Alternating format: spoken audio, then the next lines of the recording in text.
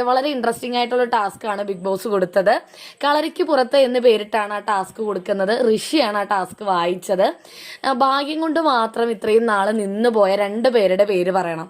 അതായത് ticket ഫിനാലയിലെ points കിട്ടിയാൽ മാത്രമേ അവർക്ക് ഇനി ഫൈനലുകളിലേക്ക് എത്താൻ പറ്റൂ. അല്ലാണ്ട് അവരുടെ കഴിവ് കൊണ്ടൊന്നും അവർക്ക് ഫൈനലിലേക്ക് എത്താൻ പറ്റില്ല.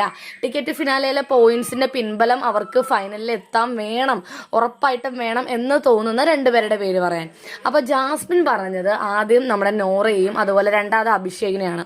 നോറയെ പറഞ്ഞത് വേറെ കാരണം കൂടി പറയണമായിരുന്നു. കാരണം ജാസ്മിൻ പറഞ്ഞത് പുറത്ത് എങ്ങനെയാണെന്ന് എനിക്കറിയില്ല, പക്ഷെ ഞാൻ എന്റെ കണ്ണുകൊണ്ട് കാണുന്നതാണ് ഇവിടെ പറയുന്നത്. നോറയുടെ ഗ്രാഫ് ആദ്യത്തേതിൽ നിന്നും വളരെയധികം താഴ്ന്നു പോയിക്കൊണ്ടിരിക്കുകയാണ്. നോറ ഒട്ടും എന്താ പറയാ ഭാഗ്യം കൊണ്ട് മാത്രം പിടിച്ചു നിൽക്കുന്ന ആളായിട്ടാണ് എനിക്ക് തോന്നുന്നത്. നോമിനേഷനിലും ഒന്നും പെടാതെ ഇങ്ങനെ ഭാഗ്യത്തിന് പോയിക്കൊണ്ടിരിക്കുന്നു. അതുകൊണ്ട് ടിക്കറ്റ് ഫിനാലയിലെ പോയിന്റ്സ് കിട്ടുകയാണെങ്കിൽ അത് ഫൈനലിലേക്ക് എത്താനുള്ള ഒരു സപ്പോർട്ടായിട്ട് നോറയ്ക്ക് അത് ഉപകാരം ചെയ്യും. അല്ലാണ്ട് ഇവിടെ നോറ വലിയ ഗെയിം ഒന്നും കളിച്ച് പിടിച്ച് നിൽക്കുന്ന ആളൊന്നും അല്ല, ഭാഗ്യം കൊണ്ട് മാത്രം നിൽക്കുന്ന ആളാണെന്നാണ് ജാസ്മിൻ പറഞ്ഞത്. അതുപോലെ തന്നെയാണ് അഭിഷേകിനെയും പറഞ്ഞത്.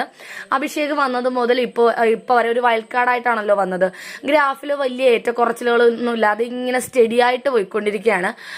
വലിയ മെച്ചവും ഇല്ല, എന്നാ വലിയ ഡൗൺ ആയി പോകുന്നില്ല.